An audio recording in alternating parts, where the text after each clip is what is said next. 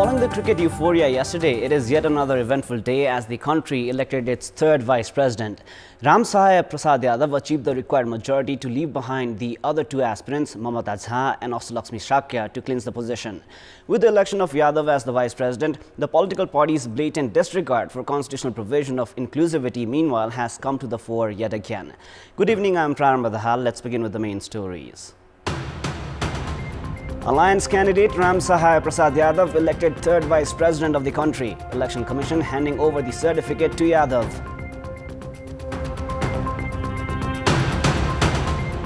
Nepali Congress leaders in a race to grab ministries as the ruling coalition gears up to give a full shape to the cabinet.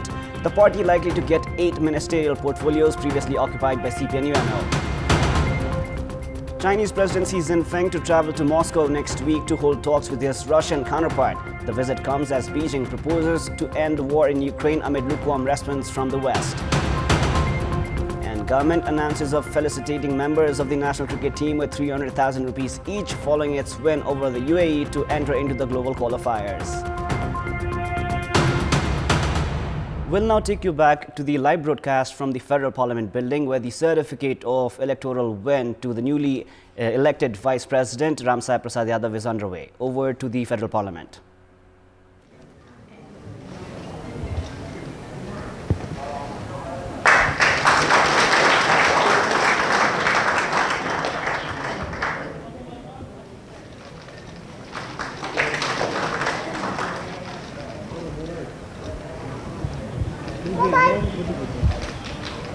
यसै गरी निर्वाचित उपराष्ट्रपतिज्यूलाई माला अबिल लगाएर बधाई शुभकामना प्रदान गर्नका लागि उपराष्ट्रपति पदका उम्मेदवारहरू श्री अष्टलक्ष्मी साक्यज्यू, माननीय श्री परिमला कुमारीज्यू, यसै गरी उम्मेदवार श्री ममता झाज्यूलाई पनि म सबैले निवेदन गर्छु। यसै गरी सम्माननीय प्रधानमन्त्रीज्यूलाई निर्वाचित उपराष्ट्रपतिज्यूलाई शुभकामना प्रदान गर्नका लागि म सबैले निवेदन गर्छु। यसै गरी निर्वाचन प्रतिनिधिहरू माननीय श्री महेश कुमार बतोलाज्यू, माननीय श्री प्रदीप यादवज्यू, माननीय श्री दीपक कार्कीज्यू र श्री करुणाकर मल्लिकज्यूलाई पनि उपराष्ट्रपतिज्यूलाई बधाई शुभकामना प्रदान गर्नका लागि म निवेदन गर्दछु।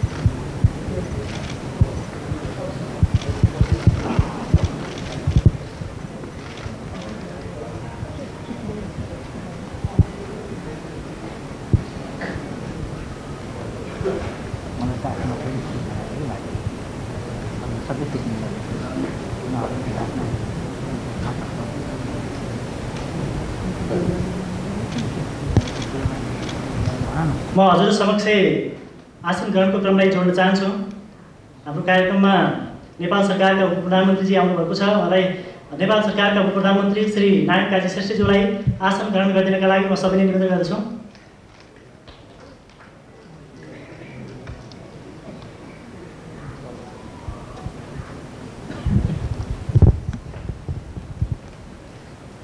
राष्ट्रपति तथा उपराष्ट्रपतिको निर्वाचन सम्बन्धी ऐन 2074 को दफा 58(2) मा निर्वाचनको परिणाम प्रकाशन गरिसकेपछि निर्वाचन अधिकृतले निर्वाचन सम्बन्धी तोकिए बमोजिमको विवरण सहितको प्रतिवेदन तयार गरी आयोगमा यथाशीघ्र पठाउनु पर्नेछ र रिजन ऐनको दफा 58(3) मा राष्ट्रपति वा उपराष्ट्रपति पदमा निर्वाचित भएको उम्मेदवारलाई आयोगले तोकिए बमोजिमको प्रमाणपत्र दिनेछ भन्ने व्यवस्था रहेकोमा निर्वाचन अधिकृतबाट उपराष्ट्रपति पदमा श्री रामसहाय प्रसाद यादवज्यू निर्वाचित भएको घोषणा गरिसकेको हुँदा उक्त निर्वाचन आयोगबाट प्रदान गर्ने प्रमाणपत्रको व्यवहार वाचन गर्ने अनुमति चाहन्छु।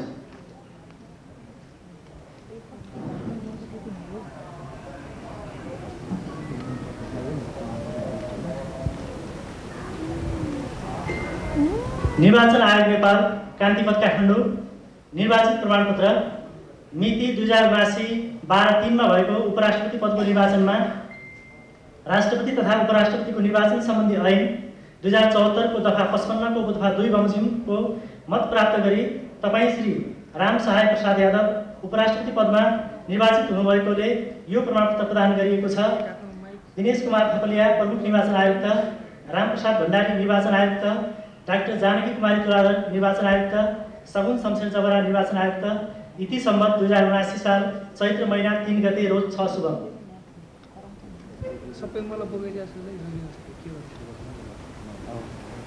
उपराष्ट्रपति पदमा निर्वाचित सम्माननीय उपराष्ट्रपति श्री राम सहाय प्रसाद यादवज्यूलाई प्रमाणपत्र वितरण गरिदिनु हुनका लागि म प्रमुख निर्वाचन आयुक्त मान्य श्री दिनेश कुमार थपलियाज्यूलाई सविनय निवेदन गर्दछु।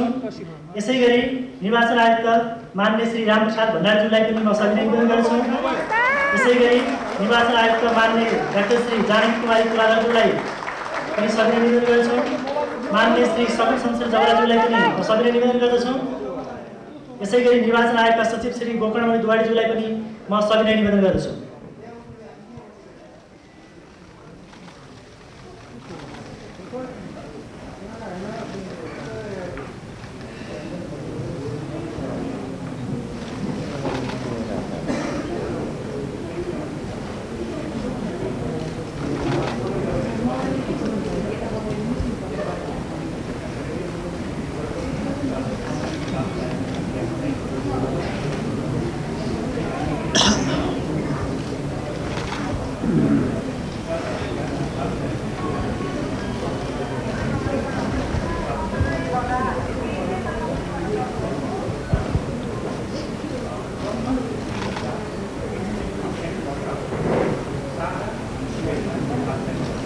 अन्तमा धन्यवाद सहित प्रस्तुत मत परिणाम घोषणा तथा प्रमाणपत्र वितरण सभा समापन गरिदिनु हुन कार्यक्रमका अध्यक्ष तथा निर्वाचन अधिकारी श्री महेश शर्मा पौडेलज्यूलाई सादर अनुरोध गर्दै म शाखा अधिकृत बसन्त जोशी पनि आज्ञा चाहन्छु। धन्यवाद, नमस्कार।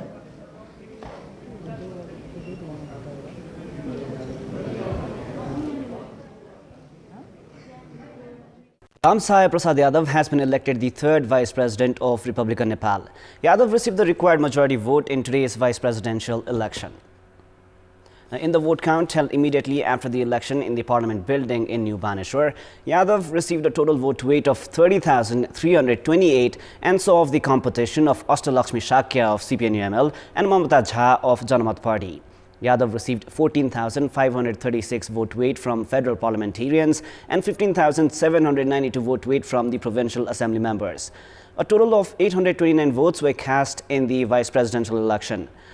311 members of the House of Representatives and the National Assembly and 518 provincial assembly members had voted in today's election. 14 parliamentarians of Rashtriya Prajatantra Party, one from Nepal Workers and Peasants Party, did not vote, while President Ramchandra Paudel, Lakshmi Mahato of CPN-UML, Congress leader Chandra Bhandari and Barsaman Pun of CPN Maoist Center could not attend the election. Just a while back, new president or the vice president of the country, Ram Sahai Prasad Yadav, was handed over the certificate of his electoral win by Dinesh Kumar Thapalia, the chief election commissioner. The Nepali Congress leaders seem to be in a race to grab ministries as the ruling coalition gears up to give a full shape to the government.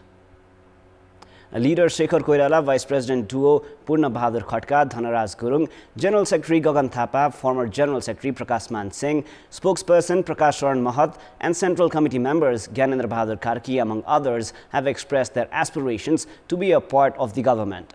The party as a whole has demanded 8 ministries that were given to CPN-UML previously. Informal meetings between the party and Prime Minister Pushpakamal Dahal have been ongoing to reach a consensus. Intra-party factions within Nepali Congress are all eyeing for ministerial berths. Prime Minister Dahal is expected to expand his cabinet after the vote of confidence scheduled for 20th of March on Monday. The second largest party of the House of Representatives, CPN-UML, claims to be well-managed political entity in comparison to others. And despite leading the government for several occasions, CPN-UML members do not identify their party as a rich entity.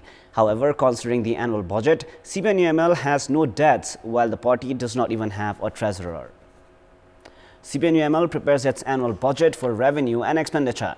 Spending under 16 headings, including remuneration of officials and office rent among others, UML generates revenue under 7 headings, including membership fee, donations and sales of publications.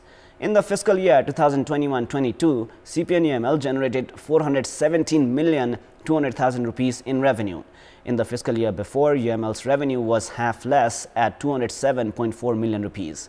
During the one-year period ending mid of July 2022, UML had spent 278.3 million rupees and saved 138.9 million rupees in accounts of 9 banks and 1 cooperative. In the year before, UML was in a loss of 170 million rupees. The highest source of revenue of CPN-UML is levy imposed on party members, parliamentarians and political appointments among others, which figured 122.6 million rupees. The party has generated 29.7 million rupees from special financial support and programs.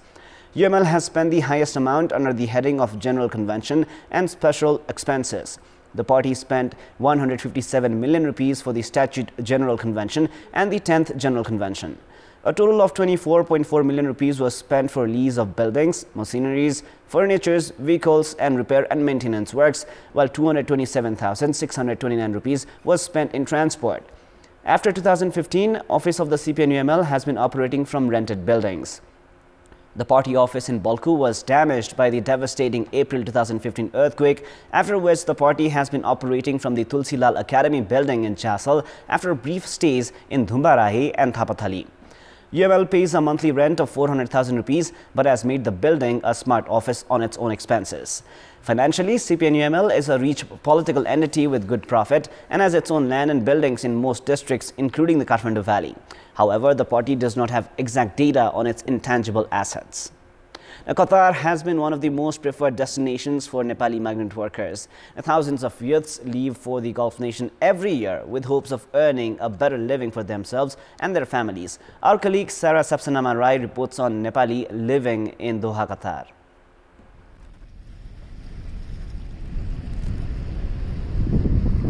Roshan Tamang from Kathmandu went to Qatar in 2005, having found an ideal office work with a Korean company. The ultra-modern capital Doha is still his second home. He now has his own business here and is making a better living for himself and his family that live back in Nepal. He says the type of work that Nepalese are taking up has evolved in the past decade. Back in 2005, 90% of the Nepalese workers that came here were for the construction sector. Only 10% of the remaining were engineers, office boys, and for administrative support. Today, many Nepalese are here to do businesses of their own. Nepalese have made a good status in the country. Even as Roshan is happy with his own business, there are younger Nepali nationals who say they would rather choose to return to Nepal had the conditions been better.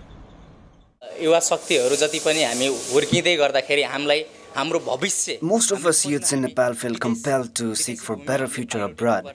Our country's political instability is the top reason for this situation. We wish to stay home. Nobody wants to toil in foreign land. I wish Nepal government worked to improve the situation back home so we could do something in our own country.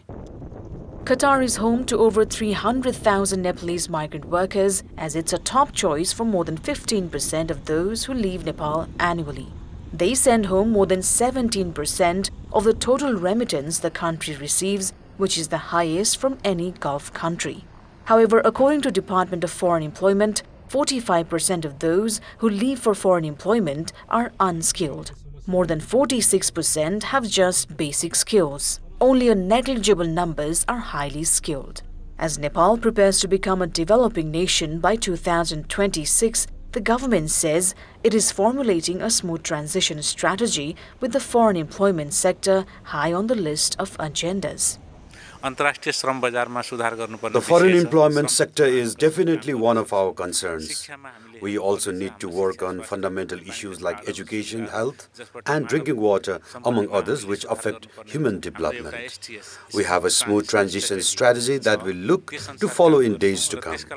For that, we are holding bilateral and multilateral talks with partners.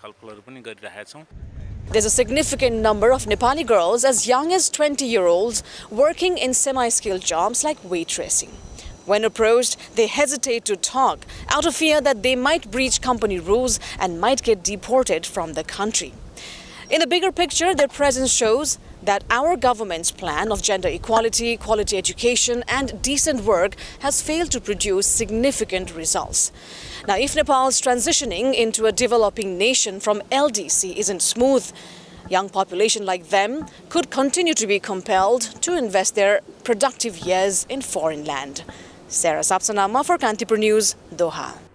And despite reduction of price of petroleum products from India, the Nepal Oil Corporation has hesitated in making required revisions in the price of fuel products. India has reduced the price of petrol by 0.86 rupees per litre and 1.74 rupees in diesel. Imposing 7 different kinds of taxes, the Nepal Oil Corporation is generating a profit of 7 rupees per litre in petrol and 14 rupees per litre in diesel. Taxes including customs, road repair and maintenance, pollution, infrastructures and value addition among others are currently imposed on fuel products. According to a spokesperson of the corporation, Binit Mani Upadhyaya, complications exist in revising the prices of petrol and diesel to adjust the losses in cooking gas or LPG. According to the corporation, there is a loss of 635 rupees per cylinder of cooking gas. Officials of the corporation have said that prices have not been reduced because of the code of conduct of the vice presidential election. It is now time for our segment Public Pulse, where you text us with your opinion. Public Pulse. The question is, what should be done to lift the morale of businesses reeling under economic recession? Your options are A. Tax waiver, B. Loan support, and C. Monitor rents. The voting is on. Type NEWS, select your option A, B or C and send it to 34001 to share your opinion with us. Time now for the international news.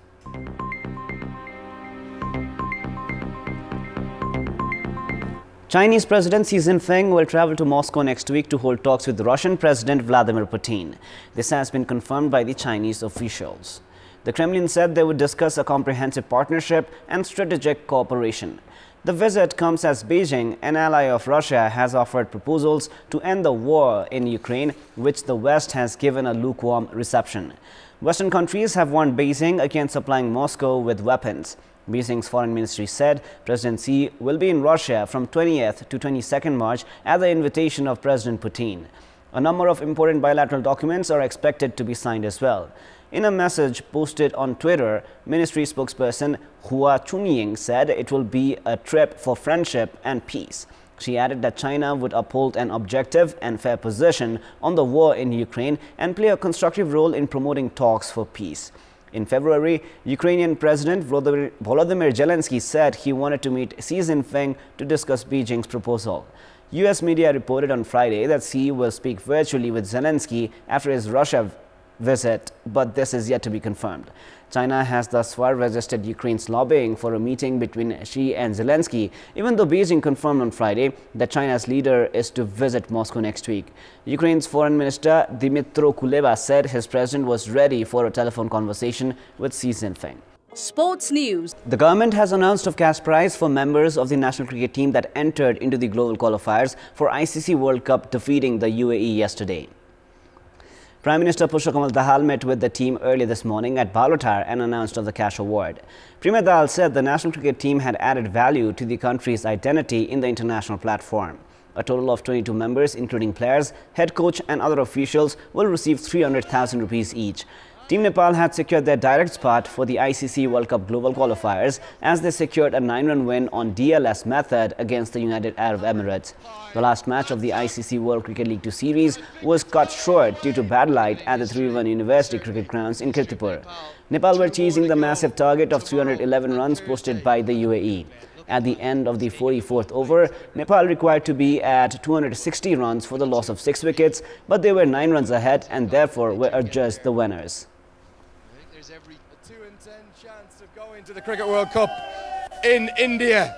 3rd place for Nepal. Thanks so much for watching. That'll wrap it up from here. Off to Zimbabwe they go. That is all for the moment. Our next English bulletin airs at 10:30 p.m. Thank you for staying with us. Goodbye for now.